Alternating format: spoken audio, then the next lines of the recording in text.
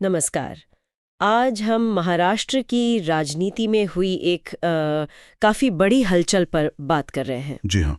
एक ताज़ा रिपोर्ट आई है और इसके मुताबिक करीब 20 साल बाद ठाकरे भाई राज और उद्धव एक ही मंच पर दिखे। जी हाँ, ये काफी अहम बात है। 20 साल एक लंबा अरसा होता है। बिल्कुल। और ये मौका था एक रैली का।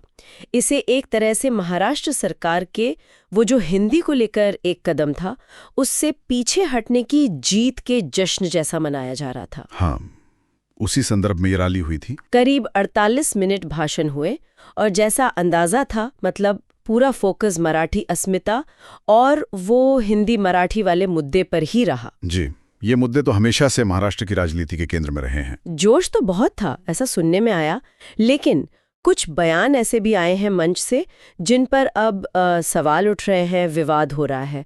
तो चलिए जरा इसे खोलते हैं, समझते हैं गहराई से। बिल्कुल, देखते हैं। तो सबसे पहले राज ठाकरे के बयान पर आते हैं। उन्होंने अपने कार्यकर्ताओं से कहा कि अगर कोई मराठी भाषा को लेकर नाटक करे तो उसको कान के नीचे मारना चाहिए। ये तो काफी सीधा बयान है। हाँ, और साथ में ये भी जोड़ा कि भाई मारपीट का वीडियो मत बनाना। और ये भी साफ किया कि देखो, जो मराठी नहीं बोलता उसे पीटने की जरूरत नहीं है जब तक वो ड्रामा ना करे। ये थोड़ा मतलब अजीब नहीं है? हाँ, ये बयान देखिए अपने आप में बहुत तीखा है और इसे समझने के लिए हमें वो मराठी अस्मिता का जो पूरा संदर्भ है उसे देखना होगा। हाँ, सही बात है। महाराष्ट्र की राजनीति में ये हमेशा से एक बहुत संवेदनशील मुद्दा रहा है। अपनी भाषा, अपनी पहचान बचाने की जो भावना है। जी। राज ठाकरे का ये बयान, हालांकि इसमें हिंसा की बात है, वो भी सशर्त, पर ये उसी भावना को कहीं ना कहीं जाहिर करता है। लेकिन जिस तरह से कहा गया है वो निश्चित रूप से मतलब विवाद तो खड़ा करेगा ही। हाँ, वो कान के नीचे वाली बात थोड़ी बिल्कुल। और ये सिर्फ भाषा की बात नहीं है, ये एक तरह से राजनीतिक दबदबे का संकेत भी है कि हम पीछे नहीं हटेंगे। बिल्कुल। और फिर उद्धव ठाकरे वो भी पीछे नहीं रहे। उन्होंने 1992 के दंगों का जिक्र किया, कहा कि उस वक्त तो मुंबई में मराठी लोगों ने ही हिंदुओं की जान बचाई थी। जी, उन्होंने वो इतिहास याद दिलाया। और फिर देवेंद्र फडणवीस का नाम तो नहीं लिया, पर कहा कि अगर अपनी भाषा के लिए लड़ना गुंडागर्दी है तो हाँ, हम गुंडे हैं। ये भी एक कड़ा रुख है। और अगर इसे थोड़ा और बड़े परिप्रेक्ष्य में देखें तो उद्धव ठाकरे सीधे सीधे केंद्र सरकार पर निशाना साध रहे थे। हाँ, वो हिंदी थोपने वाला आरोप। जी बिल्कुल, हिंदी थोपने का आरोप लगाया। उनका वो बयान कि आपकी 7 पीढ़ियां भी अगर हम पर हिंदी थोपेंगी तब भी हम ऐसा होने नहीं देंगे। ये महाराष्ट्र में भाषा को लेकर जो एक लंबा संघर्ष रहा है। हाँ, वो इतिहास है पूरा, और अपनी पहचान बनाए रखने की जो एक जिद है उसको दिखाता है।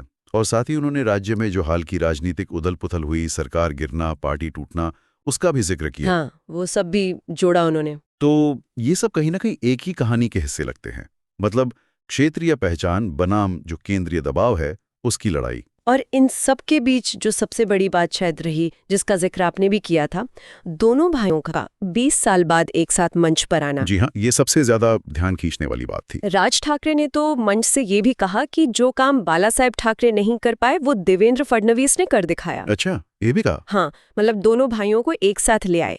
और फिर ये भी कहा कि हम दोनों साथ रहने के लिए आए हैं। तो इसका मतलब क्या समझें? क्या ये बस एक भावनात्मक पल था या इसके पीछे कोई गहरी रणनीति है? देखिए, राजनीति में भावनात्मक पल तो होते हैं, लेकिन रणनीति का पहलू ज्यादा महत्वपूर्ण होता है। सही बात है। और यहाँ सवाल रणनीति का ही ज्यादा लगता है। रिपोर्ट भी यही इशारा कर रही है कि जल्द ही नगर पालिका चुनाव होने वाले हैं। हाँ, चुनाव नजदीक है। तो ऐसे में इस पुनर्मिलन को एक सोची समझी चुनावी चाल के तौर पर भी देखा जा रहा है। ये हो सकता है। अच्छा। राज ठाकरे का वो सवाल कि हिंदी क्यों, किसके लिए, और फिर ये कहना कि सरकार की ताकत विधान भवन में होगी पर हमारी ताकत सड़कों पर है। हाँ, ये बयान तो सीधा टकराव दिखाता है। बिल्कुल, ये सीधे सीधे टकराव का इशारा है। ये दिखाता है कि शायद दोनों भाई मिलकर अपनी जो खोई हुई राजनीतिक जमीन है उसे वापस पाने की कोशिश कर सकते हैं। और इसके लिए वो कड़े तेवर अपनाने से भी मतलब हिचकेंगे नहीं। मतलब ये समझें कि मंच पर जो भाईचारा दिखा वो असल में आने वाले राजनीतिक संघर्ष की एक तरह से तैयारी हो सकती है। इसकी संभावना तो बहुत ज्यादा है। देखिए, राजनीति में ऐसे गठबंधन या पुनर्मिलन अक्सर तात्कालिक जरूरतें और भविष्य की जो संभावनाएं होती हैं उनको देखकर ही होते हैं। हाँ, ये तो है। अब ये देखना दिलचस्प होगा कि जमीनी स्तर पर इसका क्या असर होता है।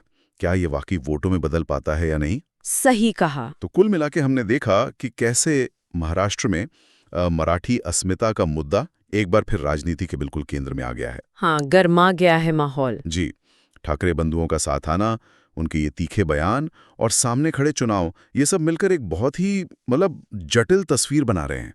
ये सिर्फ भाषा या पहचान की लड़ाई नहीं लगती। नहीं, ये उससे आगे है। हाँ, ये सत्ता संघर्ष और राजनीतिक अस्तित्व की लड़ाई भी है, ऐसा कहा जा सकता है। और जाते जाते सोचने के लिए एक बात छोड़ जाते हैं। जी जरूर। कि जब नेता क्षेत्रीय भाषा या पहचान के रक्षा के नाम पर इतने खुले तौर पर टकराव की बात करें, यहाँ तक कि सशर्त ही सही हिंसा तक की बात करने लगे, तो ये हमारे देश की जो भाषाई विविधता है और जो राष्ट्रीय एकता का एक नाजुक संतुलन है, उसके लिए क्या मायने रखता है? ये सवाल सिर्फ महाराष्ट्र का नहीं है। नहीं, ये पूरे देश के लिए सोचने वाली बात है। जी, ये पूरे देश के लिए सोचने वाला सवाल है।